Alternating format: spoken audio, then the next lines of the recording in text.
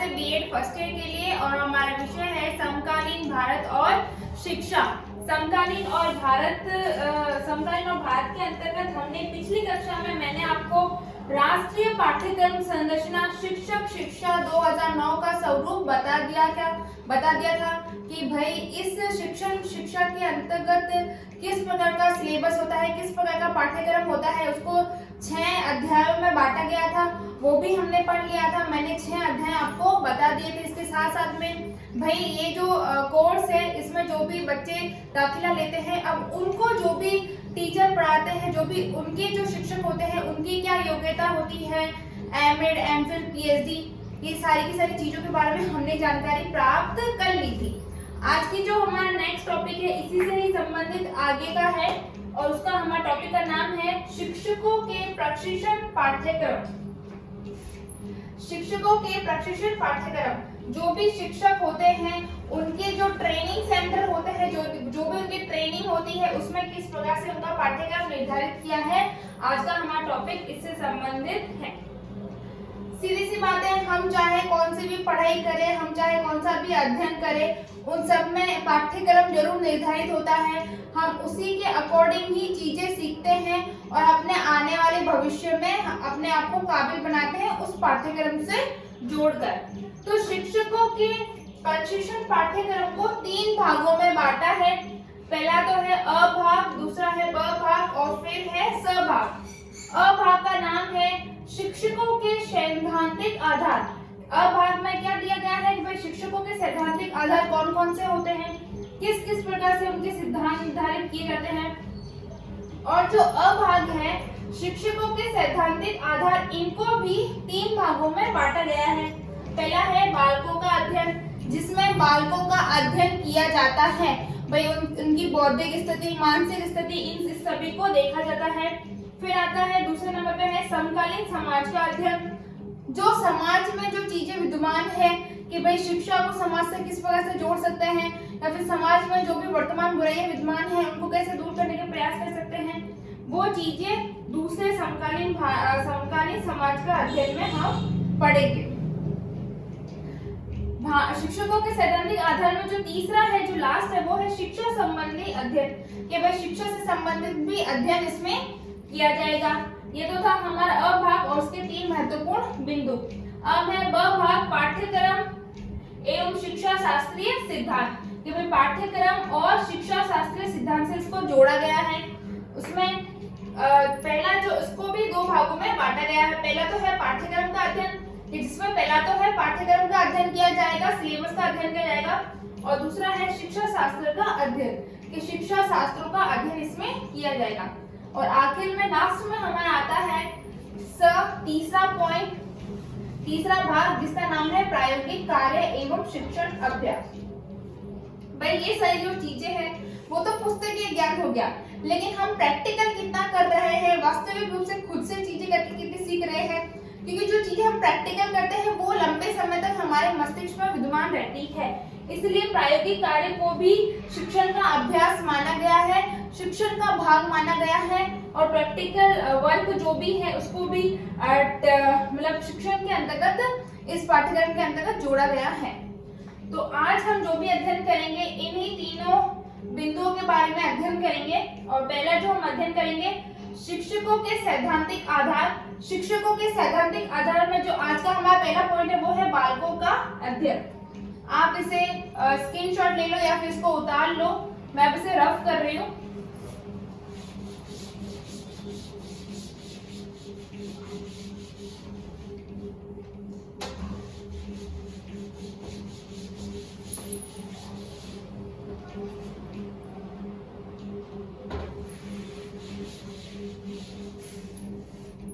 शिक्षकों के सैद्धांतिक आधार में आज का हमारा अध्ययन है बालकों का अध्ययन।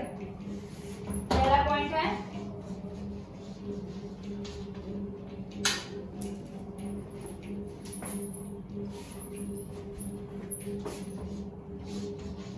बालकों का अध्ययन। बालकों के अध्ययन में क्या बताया गया है कि बालकों के अध्ययन के संदर्भ में मनोवैज्ञानिक सिद्धांत का प्रावधान किया गया है, कि भाई मनोवैज्ञानिक चीजों को बालकों के अध्ययन में जोड़ा गया है। जिसमें छात्र अध्यापकों में बालकों की विकास संबंधी प्रक्रिया को समझने की योग्यता का विकास हो सके, जिसके अंतर्गत इसमें मनोवैज्ञानिक पक्ष इसलिए जोड़ा गया है क्योंकि जो छात्र अध्यापक है जो भी प्रशिक्षण ले रहे हैं वो बच्चों के मस्तिष्क को और बच्चों की क्रियाओं को अच्छे से समझ सके, इसलिए यहाँ पर मनोवैज्ञानिक पक्ष डाला गया है। छात्र अध्यापक अपनी कक्षा के समस्त छात्रों में से सामान्य मंद बुद्धि एवं प्रतिभाशाली छात्रों की पहचान कर सके, जिससे कि जो छात्र अध्यापक है उसको जो भी कक्षा मिले वो उस कक्षा में भाई बुद्धिमान सबसे ज्यादा होशियार कौन है, ठीक है, एवरेज यानी कि औसत कौन है, ठीक ठीक कौन है, और मंद बुद्धि भाई बिल्कुल भी पढ़ने में जो एकदम पिछड़ा है वो कौन है, इसका विकास मतलब इन सब भागों में बच्चों को बांट सके और उन पर इस तरीके से अपना अपना ध्यान दे सके कि भाई जो होशियार है, हालांकि सभी बच्चों पर ध्यान देने की आवश्यकता है, लेकिन जो औसत और जो मंद बुद्धि है उन पर ज्यादा ध्यान देने की हमें जरूरत पड़ती है। ये तो था बालकों का अध्ययन। अब दूसरा है समकालीन समाज का अध्ययन।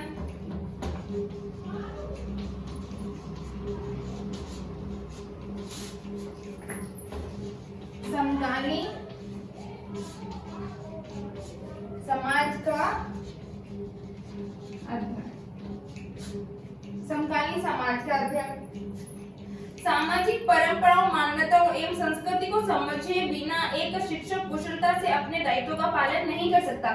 भाई हम समाज के अंतर्गत रहते हैं, समाज में ही हमारा जन्म हुआ है और हम समाज में ही एक दिन मर जाएंगे, तो हम शिक्षा भी समाज में ही ग्रहण कर रहे हैं। तो क्या हम शिक्षा तब तक पूरी नहीं हो सकती हमारी जब तक कि हम समाज की परंपराओं, संस्कृतियों, मान्यताओं, दायित्वों को नहीं समझेंगे, तब तक हमारी शिक्षा पूरी नहीं कहलाई जाएगी। इसलिए पाठ्यक्रम में भारतीय समाज की संरचना, सामाजिक स्त्रीकरण, सामाजिक परिवर्तन एवं विभिन्न दार्शनिक विचारों के समावेश से जोड़ी गई है। अब तीसरा पॉइंट है शिक्षा संबंधी अध्ययन।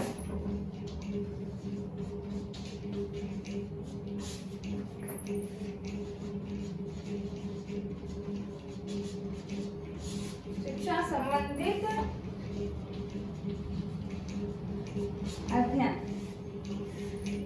इसमें शिक्षा का अर्थ, शिक्षा के उद्देश्य, शिक्षा के कार्य एवं शिक्षा संबंधी आयोग की विचार आदि को सम्मिलित किया जाएगा। ये जो भाग है शिक्षा संबंधी कार्य, इसमें शिक्षा का अर्थ कि भाई शिक्षा का अर्थ क्या है, शिक्षा के उद्देश्य कि भाई उसके मेन शिक्षा के कौन से उद्देश्य है, ठीक है, शिक्षा के कार्य को जोड़ा जाएगा और साथ ही साथ में शिक्षा के जो भी आयोग है उन सभी को जोड़ा जाएगा। वैदिककालीन शिक्षा व्यवस्था, मध्ययुगीन शिक्षा व्यवस्था एवं आधुनिक शिक्षा व्यवस्था के प्रमुख बिंदुओं पर भी ज्ञान छात्र अध्यापक को दिया जाएगा, ठीक है। ये शिक्षा का अर्थ, कार्य, उद्देश्य, आयोग, इसका तो ज्ञान बच्चों को देंगे ही, साथ ही साथ में जो वैदिक कालीन जो युग था, जो ऋग्वेद कालीन युग था, प्राचीन काल था, उसमें शिक्षा कैसी थी वो भी छात्रों को बताया जाएगा। फिर मध्य युग में शिक्षा कैसी थी और आधुनिक युग में शिक्षा कैसी है, इसका भी ज्ञान छात्र अध्यापक को दिया जाएगा।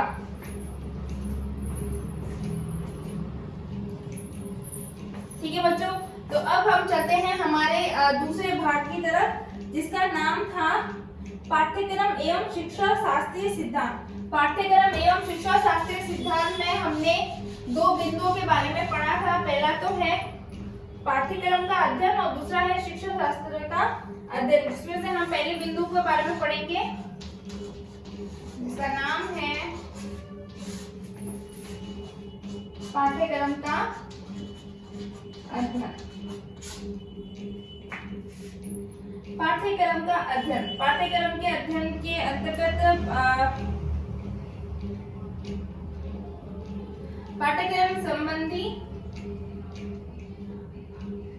पाठ्यक्रम के अंतर्गत पाठ्यक्रम संबंधी विचार प्रस्तुत किए जाते हैं। पाठ्यक्रम के अध्ययन के अंतर्गत पाठ्यक्रम संबंधी विचार प्रस्तुत किए जाते हैं। पाठ्यक्रम का आशय उन शिक्षण सामग्री से है जो कि छात्र अध्यापक को अपने भावी जीवन में प्राथमिक स्तर एवं उच्च प्राथमिक स्तर पर पढ़ानी है। ठीक है, पाठ्यक्रम किसे कहते हैं? पाठ्यक्रम का संबंध उन शिक्षण सामग्री से है, उस शिक्षण सामग्री से है जो कि हम छात्र अध्यापक को पढ़ाते हैं, उसकी प्राथमिक स्तर की शिक्षा के लिए और उच्च प्राथमिक स्तर की शिक्षा के लिए जो भी वो बच्चों को पढ़ाएगा। इसके भी 3 भाग बताए गए हैं। पहला जो भाग है, पाठ्यक्रम छात्रों के लिए पूर्णतः उपयोगी होना चाहिए कि भाई पाठ्यक्रम कैसा होना चाहिए, तो वो छात्रों के लिए उपयोगी होना चाहिए। ऐसा नहीं है कि वो 9वीं क्लास में पढ़ रहा है और उसको 5वीं कक्षा का विषय वस्तु उसमें डाल दी, तो वो तो उसका काम ही नहीं आएगा कि वो ऑलरेडी पढ़ चुका है और उसका लेवल जो स्टडी का है वो थोड़ा सा हाई है। तो जो पाठ्यक्रम है वो बहुत ही ज्यादा यूजफुल होना चाहिए छात्रों के लिए। फिर है शिक्षण अधिगम सामग्री का प्रयोग करना चाहिए जिससे कि शिक्षण अधिगम प्रक्रिया प्रभावी हो सके। मैंने आपको शिक्षण अधिगम सामग्री के बारे में बताया था जब भी कॉमन क्लास ली थी, ठीक है। उसमें हमने शिक्षण अधिगम सहायक सामग्री के बारे में पढ़ा था, ठीक है, जिसमें बहुत सारी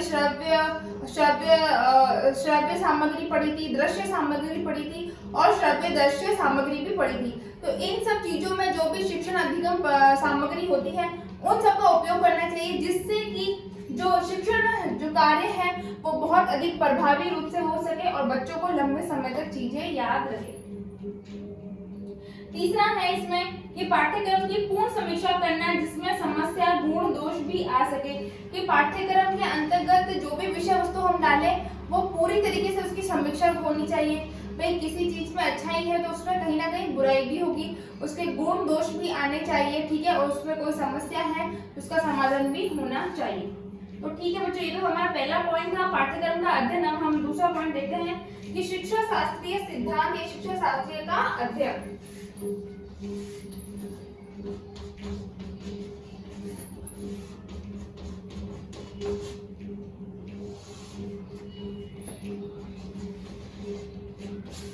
शिक्षा शास्त्रीय का अध्ययन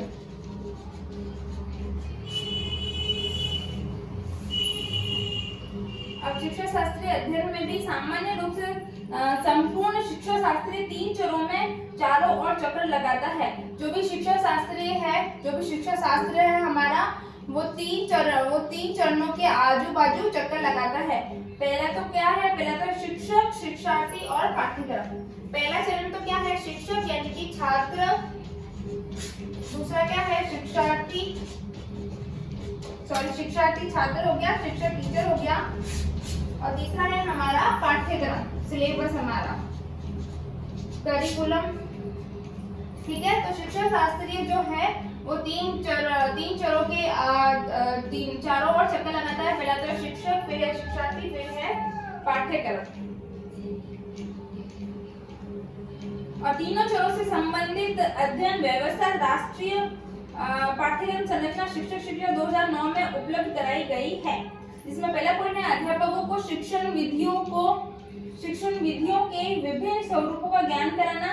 पहला जो है जो छात्र अध्यापक है उसको शिक्षण विधियां, जितनी भी शिक्षण विधियां हैं उन सभी का अध्ययन कराना। दूसरा है छात्र अध्यापकों के विभिन्न शिक्षण तकनीकी एवं शिक्षण कलाओं से संबंधित जानकारी प्रदान करना जिससे कि छात्र अध्यापक एक और शिक्षण अधिगम प्रक्रिया में प्रभावी हो सके।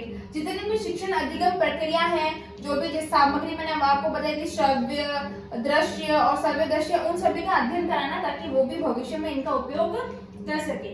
और लास्ट है कि छात्र अध्यापकों के छात्रों से अधिगम कौशल के विकास हेतु योग्यता विकसित करना जिससे कि छात्रों में छुपी हुई कौशलों का विकास छात्र अध्यापक कर सके। छात्र अध्यापक को बताना कि भाई आप जब विद्यालय में जाओगे तो अलग अलग बच्चे के मन में या अलग अलग बच्चे के पास में अलग अलग प्रतिभाएं होंगी, अलग अलग कौशल होंगे। भाई कोई अच्छा डांस कर सकता है, कोई अच्छा गाना गा सकता है ना, कोई अच्छा क्रिकेट खेल सकता है, फुटबॉल खेल सकता है। तो इन सभी प्रतिभाओं को उनको पहचानना है और ये भी प्रशिक्षण उनको देना चाहिए ताकि वह भविष्य में इस कौशल का उपयोग कर सके। लास्ट जो हमारा तीसरा भाग था वो था प्रायोगिक कार्य एवं शिक्षण अभ्यास।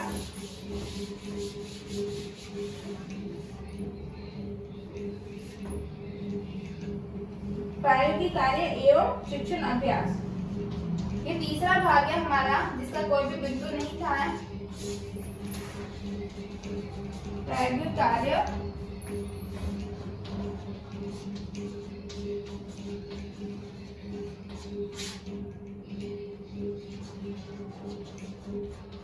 एवं शिक्षण अभ्यास। प्रायोगिक कार्य एवं शिक्षण अभ्यास यानी कि प्रैक्टिकल कार्य भी होने चाहिए और उसका भी अभ्यास, उसकी भी प्रैक्टिस होनी चाहिए।